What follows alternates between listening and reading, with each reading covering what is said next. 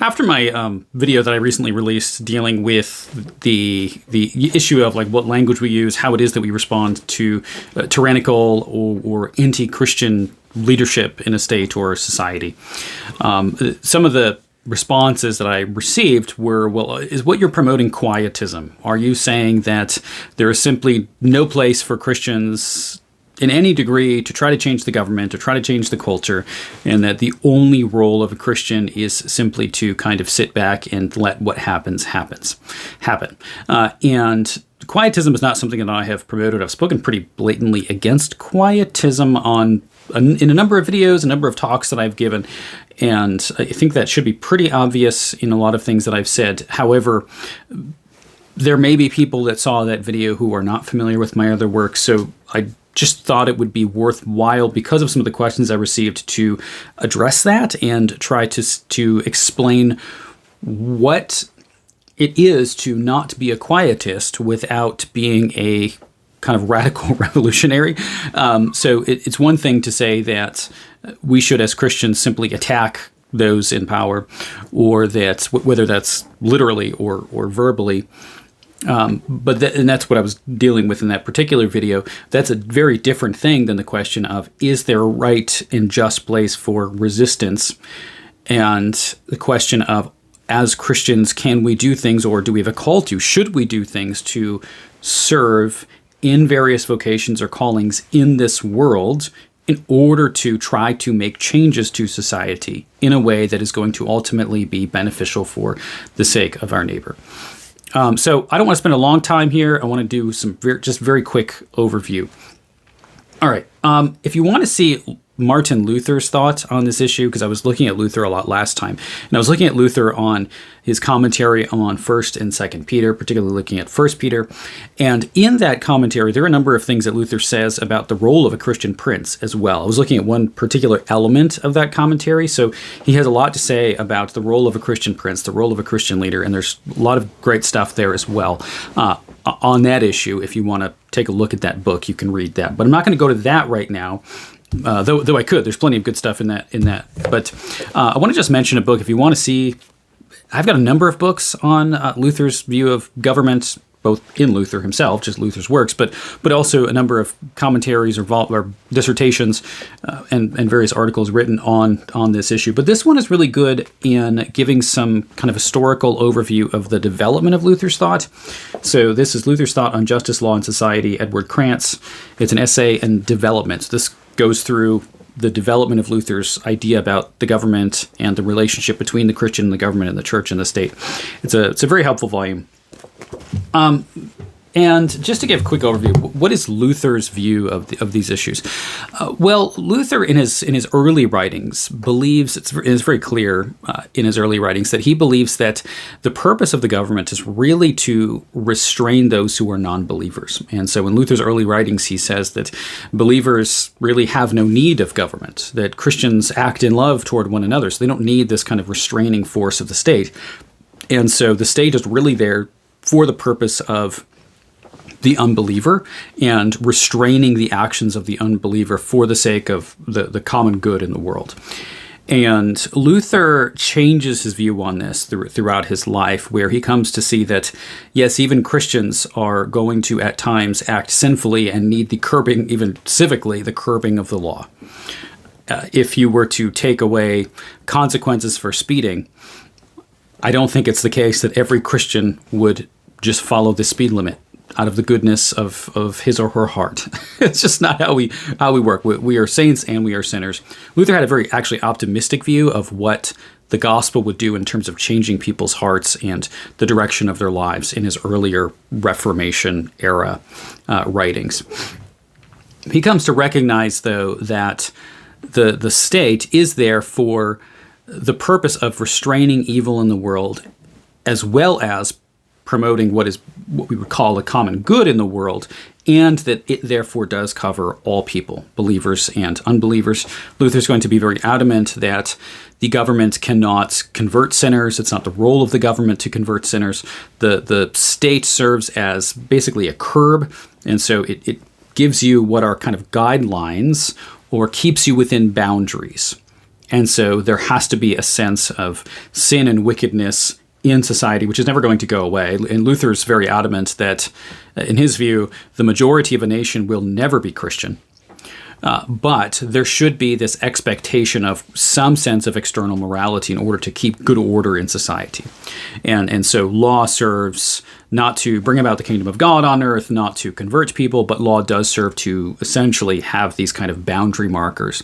And the Christian prince, the Christian ruler, is called to serve for the good of society in those bodily things by punishing wickedness and rewarding righteousness, as we see in like Romans 13, and that is the call of a ruler.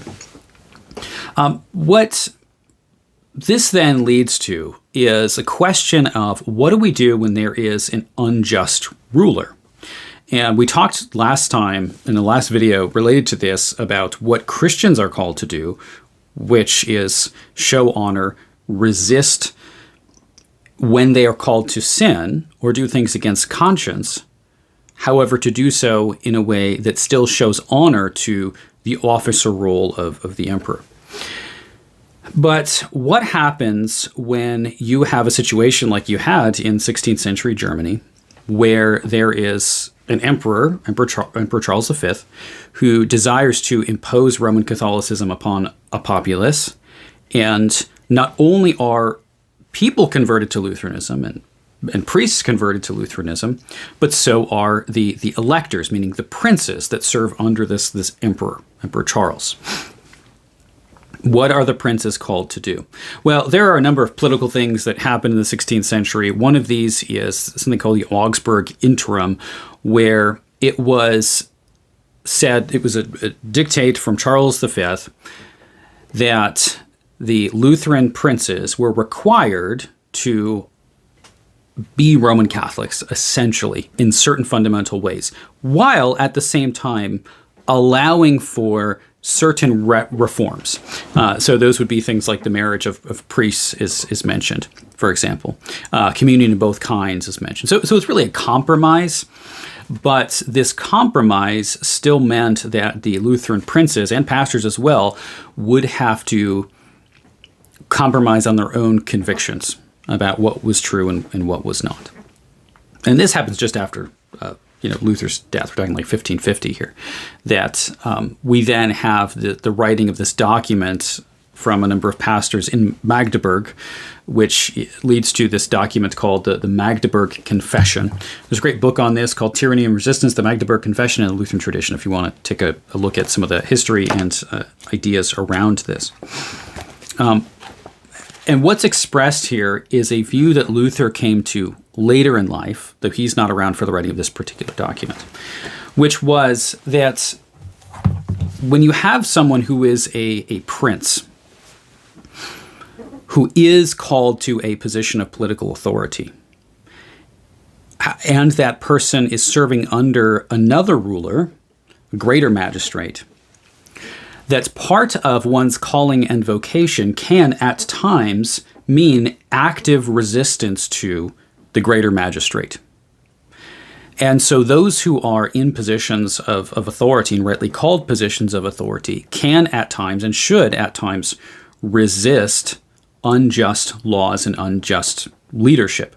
And that resistance, while early Luther would have essentially said that's just kind of passive resistance, in other words, a kind of not doing anything to change the state of affairs, but not maybe giving in, not actively sinning, if that's what's commanded.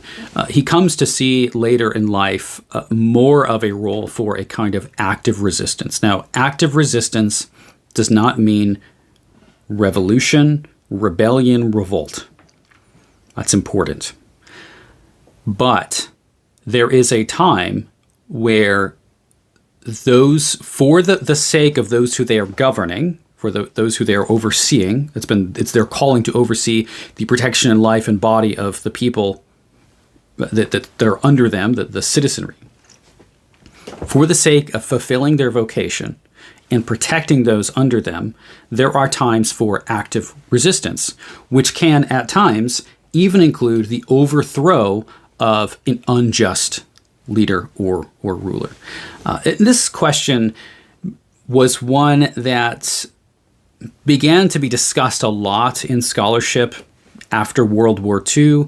The reasons for that are pretty obvious, which is that with the rise of Nazi Germany, the rise of Adolf Hitler, there were some who made the argument that Martin Luther's view that I discussed last time of the respect that is owed to rulers essentially led to this kind of tyrannical rule of somebody like an Adolf Hitler. Essentially to say that there's a problem in Lutheran theology as a whole, that Lutherans don't really have any groundwork for resisting somebody who is tyrannical. And so a lot of scholarship, especially in like the 1950s and 60s, started to develop around this question of what exactly was Luther's view? Is that an accurate portrayal? Or when you look at somebody like a Dietrich Bonhoeffer, who was well known for being involved in a plot to get rid of Adolf Hitler, who was a Lutheran pastor, another question arises of, is this the pattern that Lutherans should follow? Or is Luther a quietist? Are these two in agreement? Are they complete opposites? How exactly do we navigate this from a Lutheran theological perspective? And really, I think it is this doctrine of the lesser magistrate that is really essential here. And so it's important here that we recognize the doctrine of vocation and calling, which is really essential to all of Luther's theology, and certainly his social thought. I mean, that's really the core of anything you look at in Luther's social thought, is going to be the doctrine of vocation, which is an understanding that everyone has to work and serve in their unique callings. And that means that we don't, as citizens, just get to decide, for example, like we find the French Revolution, you don't get to just decide our magistrate is wicked, we're going to stage some kind of radical violent revolt or populist revolution, overthrow the present powers when we determine that they're unjust. That would be going far beyond the bounds of your own vocation and calling. However, there are those people who are called to political offices who can and should at times make difficult decisions, like overthrowing some kind of ruler that is unjust. And so when we look at, say, the American Revolution, and there is actually no definitive perspective that Lutherans had on the American Revolution at the time. There are different approaches to this. As to say, was this a time for, was it just, or was it not just? And in a situation like that, one of the arguments that is made for those who support the American Revolution was from this doctrine or idea of the lesser magistrate. And this doctrine of the lesser magistrate becomes really essential for the Reformed as well. But this is not just some kind of excuse for anyone to disobey, and not just disobey, but try to overthrow any authority that they see as unjust. I mean, the world would not function if that was the case. Like, we can always determine that somebody's unjust, and if we think that we can take it upon ourselves to simply make decisions, regardless of what our own calling or station in life is, to resist powers that are oppressive, then we could just do that anytime. And there's no law, there's no order, and there's no society. Like, you just can't do that. Society can't function that way. So we can't live in such a way that we just decide what we think is just and then obey that, and then whatever's not just, we disobey that. That is no law, that is no order, then the state has no essential function at all. We're just obeying the dictates of our own conscience, and that's it. And that's certainly not what we're called to do, as we looked at last time. So this is important, because what I'm not arguing for is a total quietism. What that means is that if we look at a state that is in a situation of injustice, even profoundly, we ask the question, well, what should the church do to address these issues? We must look at what our own vocation and calling is, to say, well, who are those people who can actually enact changes? And this is why people like Luther and many pastors after Luther who are involved in things like the Magdeburg Confession, instead of acting themselves as political forces, what can they do is talk to those who are in those political callings and petition them. This is why we have processes of petitioning our leaders and putting pressure on our leaders. And there are ways to put pressure on people to vote, to even peacefully resist, not talking about violent protests or something, but there are ways to peacefully, publicly resist, to do so in your vocation as a citizen without overstepping the bounds of what your calling is, to call upon your leaders in order to enact those changes. But those have to be individuals or people that actually have those unique callings. We don't get to take callings upon ourselves and just simply decide, well, I want to do that, so I am going to do it. Look at what your calling is. And so we all have various callings in our local communities. You have callings as a citizen. You have callings in whatever your vocation may be. And so whatever change that we want to enact in our culture, and Christians should care about change in their culture, and not for the sake of, I want to be in power. That's a sinful motive. Instead, we should want to enact change in our culture because a good and flourishing culture is going to be the most beneficial thing for the sake of our neighbor. And so, of course, we should want to change the culture. Of course, we should want the culture to mirror and model God's care for the world and God's plan for the world, because that's how people flourish best. But that's very different from saying, I want to change the culture because I want to be in power. However, it does take power to make changes. So power is not bad. But the motive really should be for the love of and protection of the neighbor. So that really has to be our driving question if you're looking at these cultural issues. And so, ask yourself, be self-reflective about, why do I want these changes? Is it for my own benefit, or is it for the sake of my neighbor and for the good of my neighbor? And then ask, okay, what kind of cultural changes would be beneficial? And then what is it that is my calling to make those changes, or strive to make those changes in the best ways possible. And the response I know I get to this when I say things like this is the same, and that is that, well, what you're calling people to do essentially is not going to work. And as Christians, we are not called to base our ethic on pragmatism. We are not called to simply do whatever works. That's not how Christians operate. We don't just get to say, well, but if we have a violent revolution, that's going to make more changes. We've tried all the other stuff and it didn't work. Being respectful didn't work, and being virtuous people didn't work. Oh well, like you don't get to just say, therefore I'm going to ignore everything that God has called me to do and then just do what I want because I think it's going to work. So there are ways to enact change. There are ways to call for change, and there are ways to call upon those who are in those called positions to make change in a greater way than we can. However, we have to do that understanding our own calling and understanding that our earthly citizenship is secondary to that heavenly citizenship. This isn't to say the earth doesn't matter. It doesn't say our institutions don't matter, our cultures don't matter. Of course they matter. If they didn't matter, God wouldn't keep us here. And if those things didn't matter, you'd get baptized and God would, zap you up into heaven, and that would be the end of it. But he didn't do that. He cares about this world, and he cares about your neighbor. And so as long as we're here, we should fight for the good of those whose society we are in. Whatever society or country or culture God has placed us in and called us to, we should care about those things. But we need to put that in perspective, that is not the most essential thing. Our heavenly citizenship is the most essential thing, and we work for the good of this earth as well as we can, as God would have us to do. But ultimately, our hope and victory is found in the kingdom that is to come. So I hope this clarified a little bit some of this stuff. I could get into a lot more detail and go into the text of the Magdeburg Confession and the theological argumentation, because it's really rich. There's a lot to talk about here. Let me know if you want me to do that, but just thought I'd answer this question. Thanks. Make sure you subscribe if you haven't already.